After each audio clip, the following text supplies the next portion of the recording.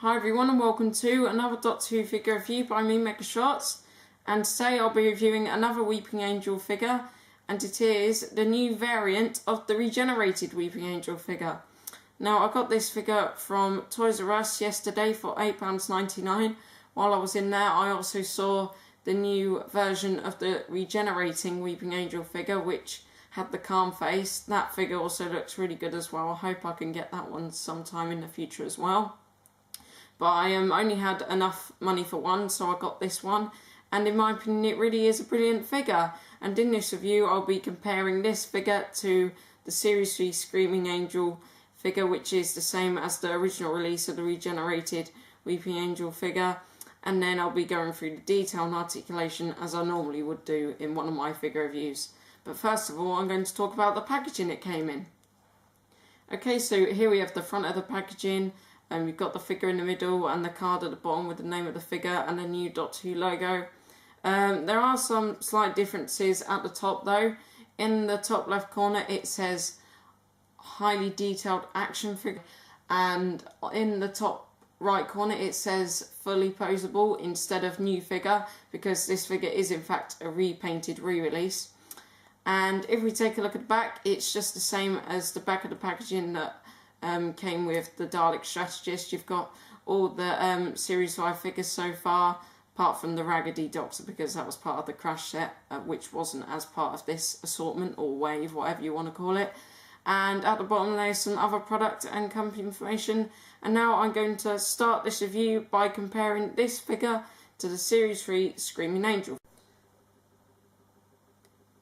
Okay, so here we have the new variant of the regenerated angel next to the Series 3 Screaming Angel figure.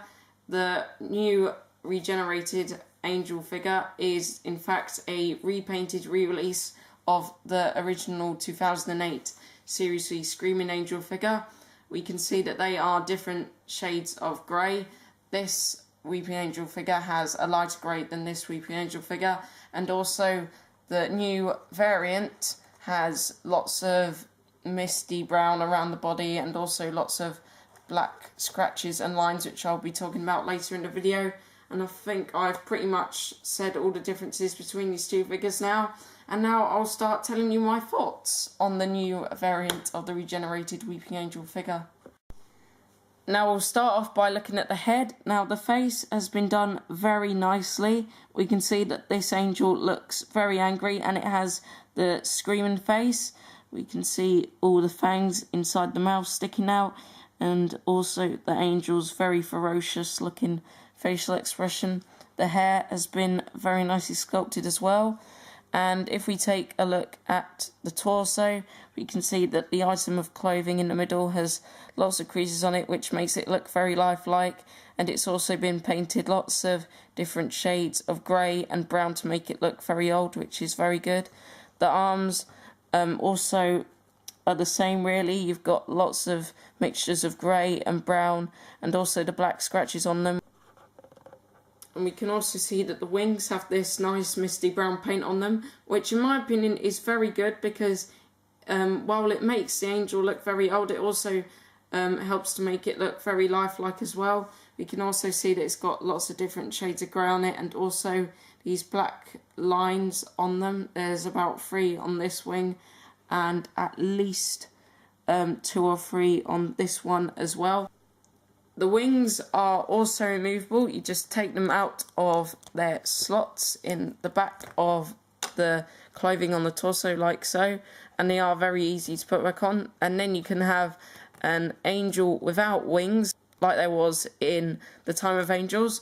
Now, the angels without wings in the Time of Angels didn't actually have faces like this Weeping Angel. For most of the episode, we didn't even know that these angels without wings were in fact Weeping Angels, because their faces were all deformed and their bodies weren't like the usual Weeping Angels that we saw back in Series 3.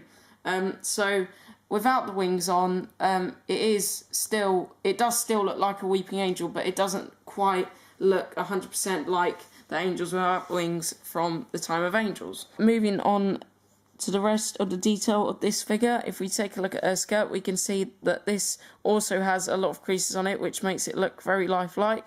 And it's also got this nice misty brown paint on it that I like, and also lots of these black lines which have been smudged on my figure, and I think they look quite good this way because it helps to make the angel look more as if it's not in the best condition after its regeneration. And that's all I have to say for the detail and the paint on this figure. I really like all the different shades of grey and brown on this figure. They really help to make the angel look very old and also very realistic. And I really like the facial expression on this angel. It's been made very nicely and it also looks very scary. And now I'm going to move on to the articulation. The head can turn 360 degrees. The wings can flap as well, and the arms can also do a 360 degree turn from the shoulders, and the arms can also swivel 360 degrees at the biceps.